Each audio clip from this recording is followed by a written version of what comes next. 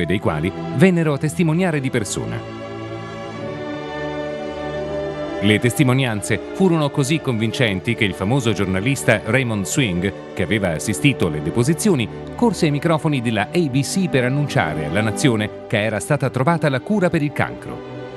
La reazione del pubblico fu travolgente.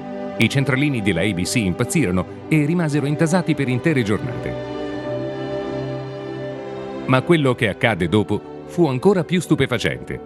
A 2 settimane dal suo annuncio radio, dopo 30 anni di carriera impeccabile, Raymond Swing fu licenziato in tronco e non poté mai più ritornare a lavorare nell'ambito del giornalismo nazionale. Era stata l'Associazione Medici Americani di Morris Fishbein a chiedere la sua testa. Fishbein era già da tempo in lotta serrata con Gerson, da quando il dottore tedesco, primo fra tutti al mondo, aveva denunciato i pericoli del fumo in un periodo in cui il maggiore inserzionista pubblicitario dell'Associazione Medici Americani era proprio la Philip Morris. In a repeated national survey, doctors in all branches of medicine, doctors in all parts of the country were asked, "What cigarette do you smoke, doctor?" Once again, the brand named most was Camel. Yes, according to this repeated nationwide survey, more doctors smoke Camels than any other cigarette. Nel frattempo, il progetto di legge del senatore Pepper scomparve nel nulla e non fu mai nemmeno discusso in Parlamento. Da quel giorno Max Gerson fu ostracizzato dall'intera comunità medica, che lo bollò come un ciarlatano e lo abbandonò al suo destino. I was investigated 5 times. What do you mean by being investigated, sir? From the EME. They investigated you? Yes, 5 times. Every time they come, I show them, here's a patient you sent home to die, cured. Other patient you sent home to die, cured. Next patient you sent home to die, cured. What are you going to do?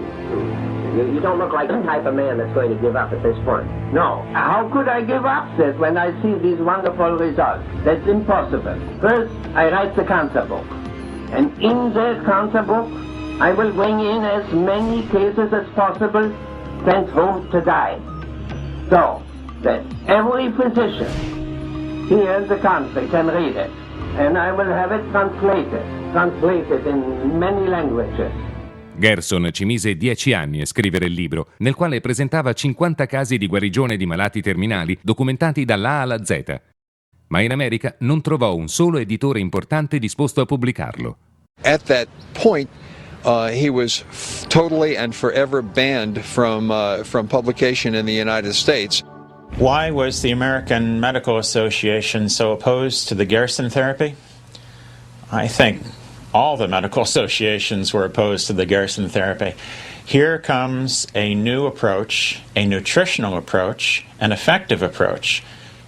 The medical pharmaceutical industry, if it even wants a cure for cancer, since there's so much profit in this disease, certainly does not want the cure to be a nutritional one.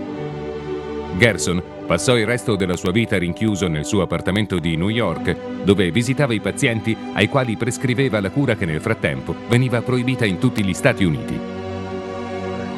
This is where Dr. Gerson was up until the day of his death, where he had a clinic, where he saw patients, where patients recovered from cancer, where he documented so many recoveries, yet those recoveries are not available to the public. Those published articles have been published in Europe, but have not been allowed to be published in American journals. Why? The reason for that is the fact that it's not a patented medicine and it's not an expensive medicine. I mean, this is the crux of the matter. This is a natural therapy that allows people to take control of their own health and not require drug interventions, and therefore it doesn't fit into the medical scientific model of American medicine.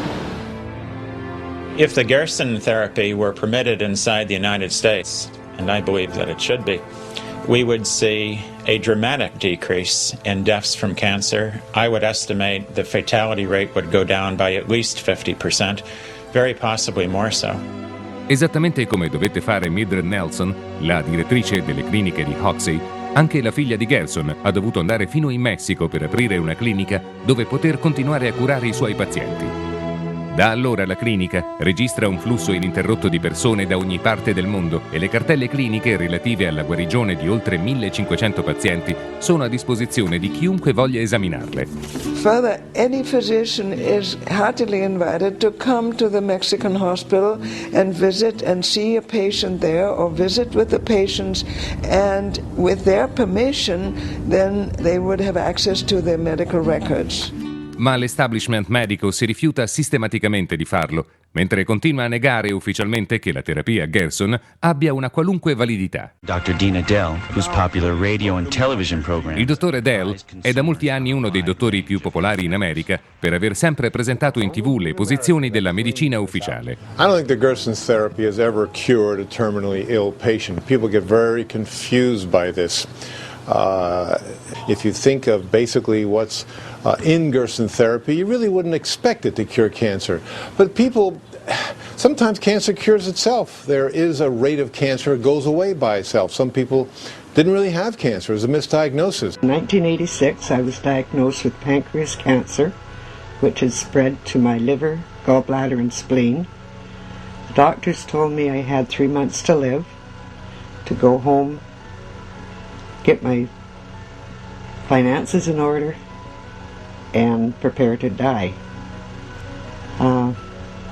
My husband just wouldn't accept it. I was only 46 at the time, far too young, so we came home, did therapy for 2 years. After 3 months, my doctors here wondered why I was still living. They asked me if I would have a CAT scan, which I did. The masses of the cancer had gone. They said, I don't know what you're doing. We don't want to know what you're doing. Just keep doing it. The doctors at that time had said I would never live to see my second grandchild, which he is now 19 years old. So we proved them wrong. After the therapy, we went back to Utah to a specialist on blood, and she said my blood was so clean and clear that she couldn't tell I'd ever had cancer, and she said I was the first patient that ever happened to. Yes, and after I had gone back to the oncologist after I had done the Gerson therapy for a couple months, at that time when they had found that I was cured of cancer from the CT scan that they had done on my abdomen, he couldn't believe it. He thought it was a miracle. For the 10 years following being on the Gerson therapy, which took a year and a half, I started going back to the Mayo Clinic and seeing Dr. Scott, who was an oncologist there, just for checkups to be sure I was clear. And he said everything was like an 18-year-old again. My blood profile was perfect, and he couldn't believe how I looked and how much energy I had, and he asked me what I'd done, and I went over the Gerson therapy with him. Dr. Scott said, that's great, but he said that we can't sell that. Il dottor Wallace Simpson dirige la Scientific Review of Alternative Medicine, la pubblicazione scientifica ufficiale sulle cure alternative e sulle aberranti pratiche mediche, che sostiene di analizzare in modo scientifico ed obiettivo. Has Gerson therapy ever cured a cancer patient? Oh, of course not. They won't even release their records. So, what would it take for you to be convinced that this therapy is has credibility? Well, first of all, they have to show some reason why it should work. We know how cancers behave, and we know the kinds of things that cause cancer. So they have to come up with some kind of a believable theory of why their diet should work. But second of all, they'd have to convince us that everything we know about it in the past 50 years is wrong. And they're right. Now, how are they going to come up with material like that? That's impossible. They don't have it. Dr. Gerson documented so many recoveries, yet those recoveries are not available to the public. Those published articles have been published in Europe, but have not been allowed to be published in American journals. Il dottor Stephen Barrett si può considerare l'equivalente moderno di Morris Fishbein.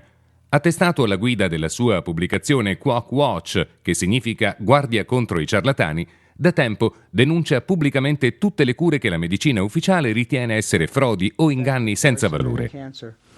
Take the Gerson therapy, for example.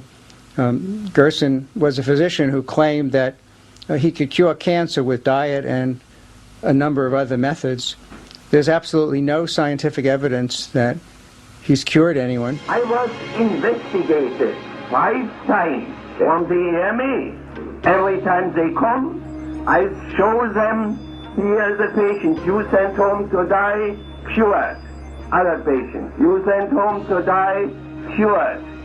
Next patient, you sent home to die, cured. The Gerson therapy was known some 75 years ago. If doctors know there's a cure and send patients home to die, that is an atrocity worse than the Holocaust. You can make paper out of it, you can make cloth out of it, you can make cord out of it, you can make oil, you can make medicine. You can make food out of hemp seed oil, you can burn it in a lamp, you can make rope, you can make parachute cordage and tie your shoes, and the Constitution was really printed on hemp paper. For over 10,000 years, hemp was undeniably our most useful plant. Our ancestors depended on hemp's exceptionally strong fiber, cellulose-rich pulp, and highly nutritious seeds. The plant was cultivated and used throughout history for food, clothing, fuel and medicine, as well as for sails, rope, shelter, and paper. For centuries prior to about 1850, all the ships that sailed the western seas were rigged with hempen rope and sails. A 44-gun frigate took over 60 tons of hemp for rigging, including an anchor cable 25 inches in circumference. Amongst the thousands of products made from hemp, one of the most extraordinary is Henry Ford's plastic car. Built in 1941, it contained cellulose fibers derived from hemp, sisal, and wheat straw. The plastic was lighter than steel, yet could withstand 10 times the impact without denting. Popular Mechanics magazine recognized the potential bonanza for American farmers and entrepreneurs. This article heralded a machine that could process hemp quickly and cheaply for the first time in history. C'era però un problema. In quell'epoca il magnate del giornalismo rosa, William Randolph Hearst, aveva acquistato milioni e milioni di ettari di foresta da legname che intendeva utilizzare per produrre carta per i suoi giornali sempre più popolari. Con il ritorno della carta di canapa, ora meno costosa di quella prodotta dagli alberi, grazie ai nuovi macchinari di lavorazione, il suo impero era destinato a crollare nell'arco di pochi mesi. Un altro gigante dell'industria che si trovò direttamente minacciato dalla canapa era Lamont Dupont, proprietario della società petrolchimica che aveva appena ottenuto i brevetti per creare dozzine di fibre sintetiche dal petrolio. Nylon per le calze, per le spazzole, per gli abiti da uomo e persino per le gomme delle automobili. E poi l'Orlon, il Dacron, spugne sintetiche, cellophane. È un'intera gamma di prodotti che sarebbero stati soppiantati sul mercato dai loro concorrenti fatti con la canapa. Oltre al rischio di perdere milioni di dollari, Hearst e Dupont avevano un'altra cosa in comune. Erano ambedue finanziati da uno dei più potenti banchieri dell'epoca, Andrew Mellon, il quale in quel periodo era anche il ministro del tesoro. Mellon nominò alla direzione dell'Ufficio Federale Narcotici il suo futuro genero, John Asslinger. Con l'aiuto dei giornali di Hearst e delle compiacenti produzioni di Hollywood, Asslinger mise in moto una gigantesca campagna mediatica intesa a far apparire la canapa come un prodotto intossicante e pericoloso che andava immediatamente eliminato dalla società. Marijuana, the dried leaves and flowers of the Indian hempweed, is used in the form of a cigarette. Marijuana smoking, experts point out, can make a helpless addict of its victim within weeks, causing physical and moral ruin and death. Yes, let's go, Jack. I'm red hot.